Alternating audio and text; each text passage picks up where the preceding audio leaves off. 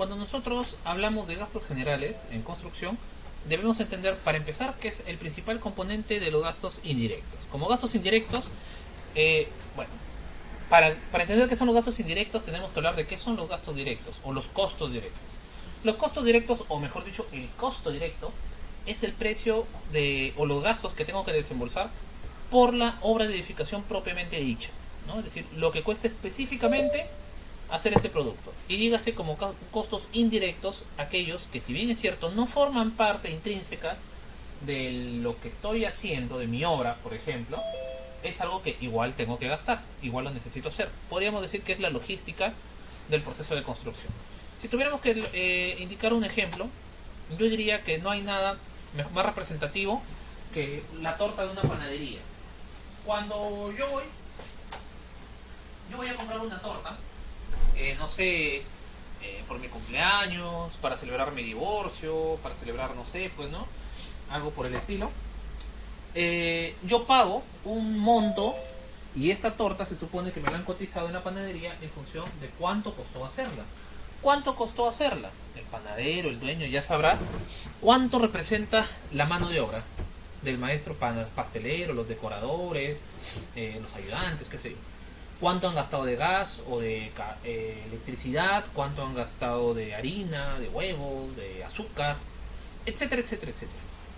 Pero cuando ya terminan toda la torta, ya está lista, e incluso le han considerado un margen, pues, de desgaste de los hornos, las batidoras, todo lo que tienen que usar. Cuando ya está considerado todo, yo llego a la panadería y digo, señor, tiene una torta, y pum, me la dan en la mano. Y no es así, no me la van a dar en la mano una torta. Entonces, ¿qué voy a considerar? Hay un costo ahí, ¿no? Que el de la panadería, ¿qué me tiene que dar? Una caja. Esa caja no forma parte de la torta. Y a pesar que dicen que me la regalan, no es así, pues me la están cobrando, ¿no? Porque de algún lado tiene que salir ese dinero. Finalmente, ya, vamos a suponer que me la están regalando, pero estoy pagando, pues. Y con ese pago genero utilidades, y con esa utilidad me están sacando la caja. O sea, por último, el dinero sale del mismo bolsillo. Entonces, esta caja sería un costo indirecto. Pero además de la caja de cartón, yo no me voy a una panadería a comprar una caja de cartón, pero me tengo que pagar por la caja de cartón para llevarme mi torta.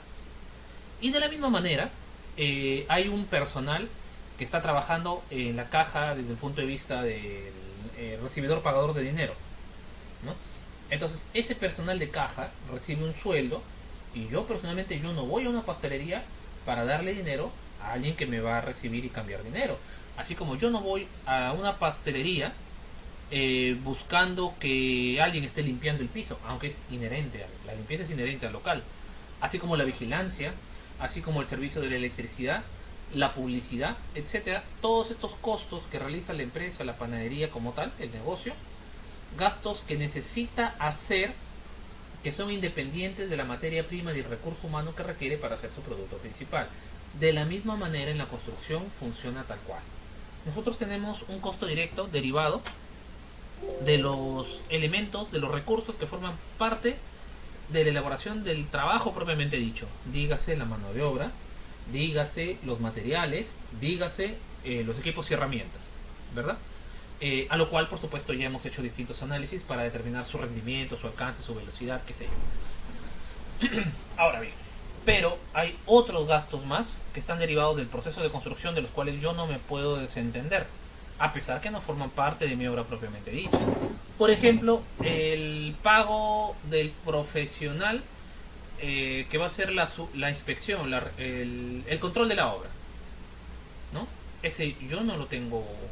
Yo no puedo decir que su trabajo, que este señor o esta señora que está dirigiendo la obra, su trabajo en sí no contribuye a la construcción propiamente dicha, pero forma parte de la logística de realizarla. El vigilante de la obra, por ejemplo, si está o no está, la obra no avanza más rápido, ¿no? Pero es algo que yo necesito. Así como también necesito hacer mis trámites, necesito mi trabajo financiero bancario, necesito hacer los ensayos de laboratorio, por ejemplo, para ver que mi concreto, que mi asfalto, que mi afirmado están en un nivel aceptable, como un nivel adecuado. En fin, yo necesito resembolsar estas cosas. Y entonces el reglamento de la ley de contrataciones con el Estado, ¿qué es lo que nos dice? Que en la ejecución de obras hay un presupuesto específico, ¿no?, que tiene que incluir los gastos generales, por ejemplo, ¿no?, que son aparte de los recursos propios de la construcción. Y estos a su vez se derivan en fijos y variables. ¿Cuáles son los gastos generales fijos? Son aquellos que no están relacionados directamente con el tiempo de ejecución a cargo del contratista, ¿no? Es decir, son gastos que no importa si el plazo se extiende o si el plazo se acorta, el monto que se desembolsa al final es el mismo. Por ejemplo, pregunta: yo tengo programado hacer 30 ensayos de concreto, ¿no? Sacar 30 calicatas, 30 ensayos de concreto, ¿ya? Están programados. Pero por alguna circunstancia ajena a la responsabilidad del contratista, es decir, que no es su culpa, digamos que se extendió la obra 2 meses más. Pregunta: por el hecho de que la obra se extienda 2 meses más, ¿tengo que hacer más ensayos de laboratorio? ¿Tengo que hacer más ensayos de concreto? Claro, por acá nos dicen que no. Dice, no, no se extendió el tiempo. Claro, se extendió el tiempo, no las tareas, correcto, ¿no? Entonces, en realidad, ¿verdad? Es indistinto, porque esta partida, ese gasto, perdón, en específico, los ensayos de concreto no están relacionados con el tiempo, sino con la cantidad de trabajo que tengo que realizar. Y esa cantidad no va a variar por el tiempo. Pero por otro lado tenemos los gastos generales variables, en cuyo caso se entiende como que si la obra cambia el plazo de ejecución, bien por deductivos, bien por adicionales o X circunstancias, eh, estos gastos relacionados van a aumentar en su cantidad. Y estos generalmente están relacionados con los sueldos, o bueno, honorarios, alquileres, servicios y en resumen cualquier cosa cuya unidad de medida sea un factor de tiempo, mes, día, semana, hora, etcétera. Por ejemplo, si mi obra se extendió 2 meses para hacer los mismos trabajos, pues es evidente que necesito 2 meses más de vigilante, etcétera, etcétera, etcétera, ¿verdad? Por ahí va un poco la cosa. Bien, entonces una vez acotado estos temas, eh, vamos a conversar un poco de qué incluyen los gastos generales. Y para no hacerla larga, podríamos decir que tenemos 8 grandes categorías. Los gastos administrativos, que tienen que ver, por ejemplo, con las labores de la licitación de la obra, perdón, los gastos de licitación, trámites administrativos, bueno, etcétera, etcétera. Gastos notariales, por ejemplo, como ir a legalizar el contrato, la oferta, la oferta económica, perdón, la propuesta, bueno, la propuesta para el concurso público, las visitas de obra, etcétera, etcétera. Los ensayos y las pruebas de los que ya hemos conversado, como son pues los ensayos de concreto, asfalto, densidad de campo, diseño de mezcla de agregados, en fin, ¿no? Todas las pruebas que no sean inherentes a la partida propiamente dicha, porque hay algunos ensayos que se hacen y ya ese costo se incluye en la partida. Por ejemplo, el ensayo del cono de Abrams, el test de asentamiento o test del SLAM, se hace en campo, ¿verdad? Y no me genera un sobrecosto adicional, porque es cierto, ¿no? Consumo tiempo, mano de obra, todo lo que ustedes quieran, pero en realidad, ¿no? ¿Qué es lo que está pasando? Que lo resuelvo en campo con mi propio personal, pero el ensayo de rotura de concreto, ¿esto cómo lo hago? ¿Lo resuelvo en campo? No, ¿verdad? Lo tengo que enviar a un laboratorio externo, salvo que mi obra sea tan grande y tan bien equipada que tenga mi propio laboratorio, ¿no? Cosa que son contados con los dedos los que podemos tener ese privilegio.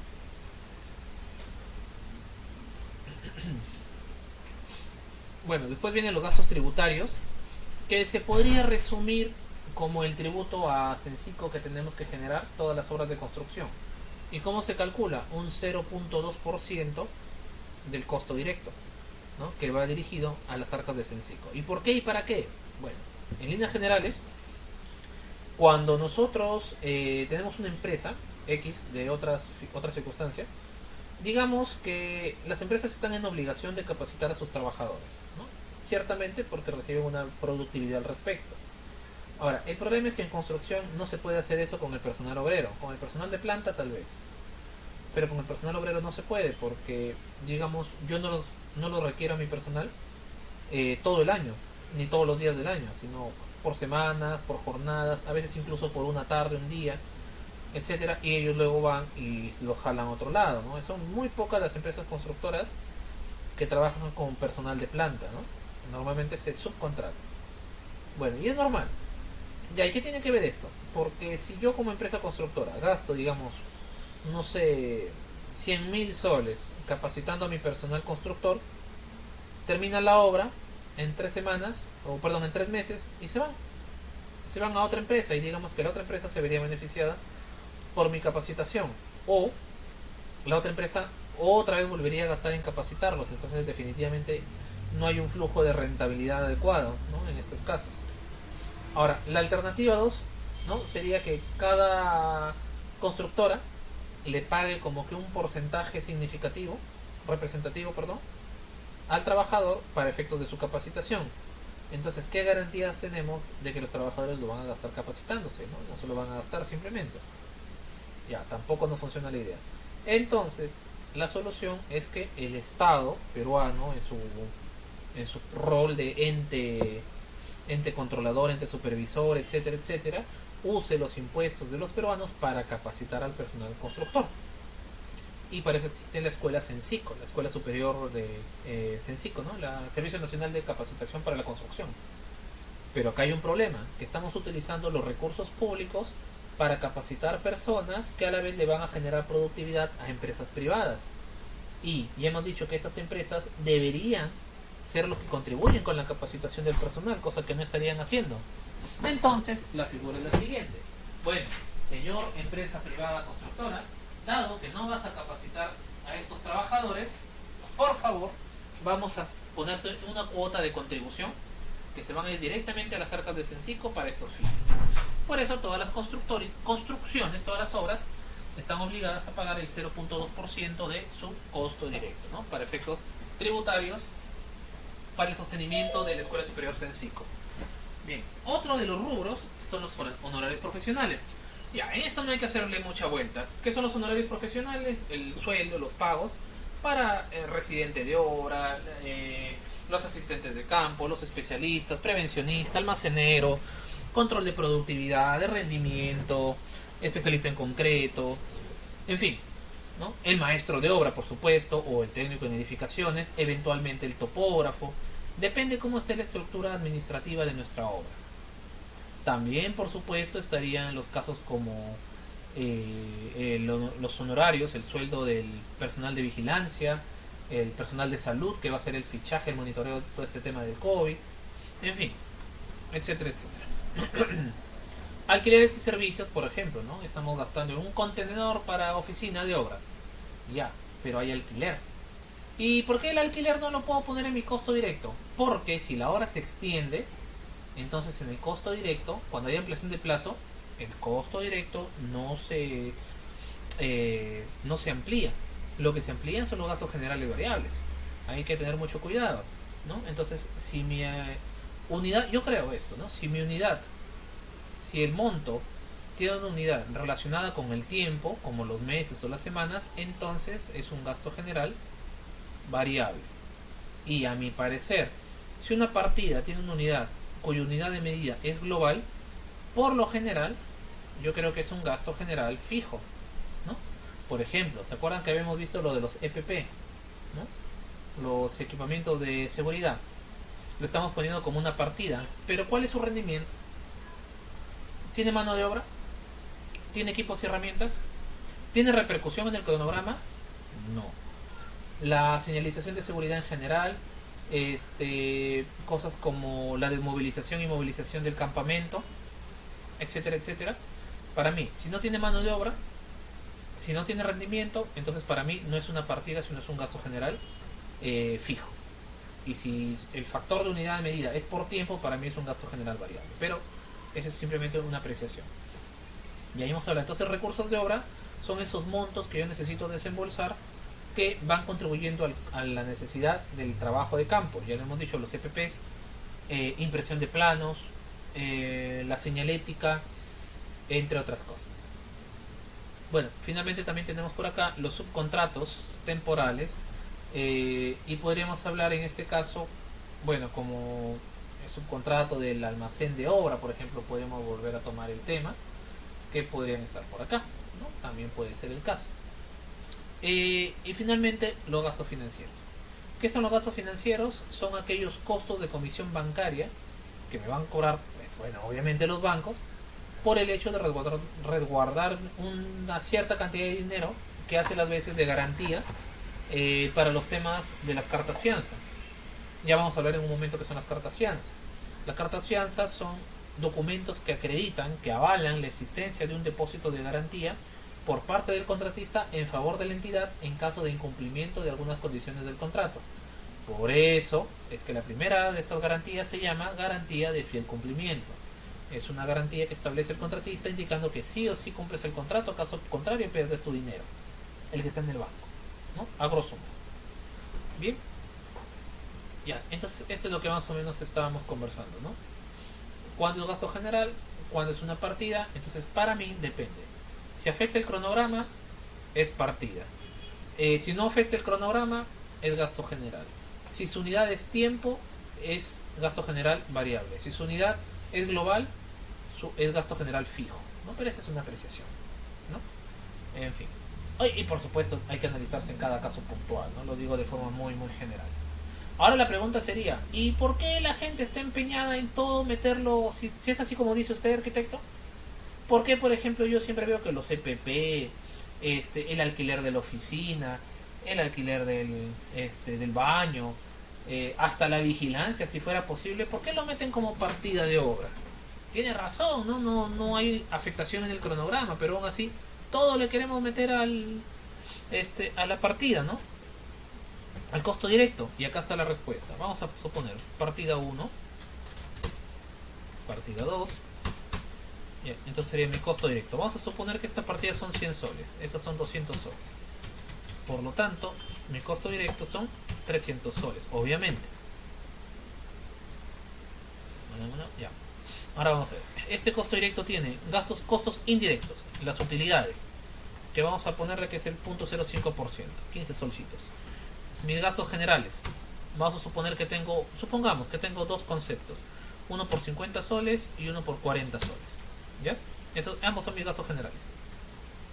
Y luego tenemos un subtotal.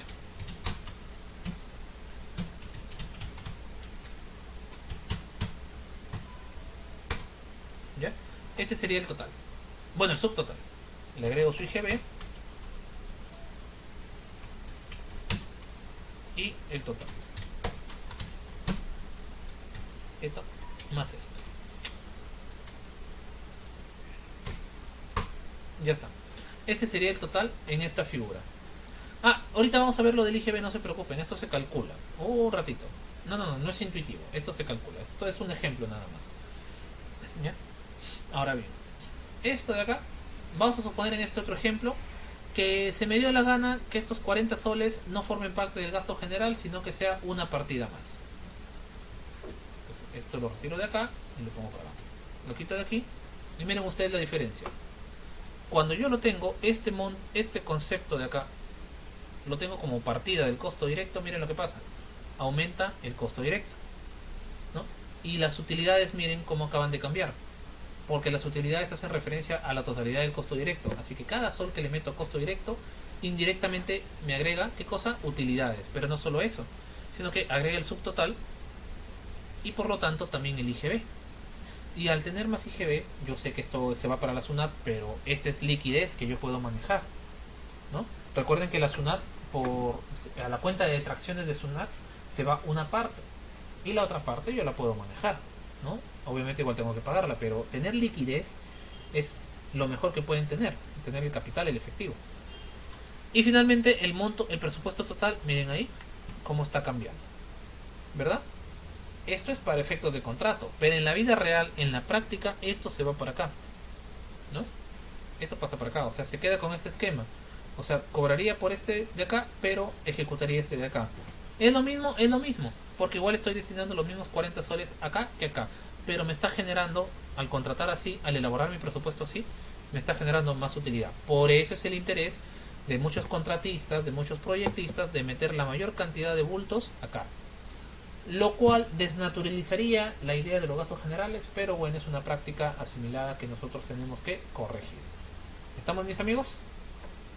¿Dudas hasta aquí?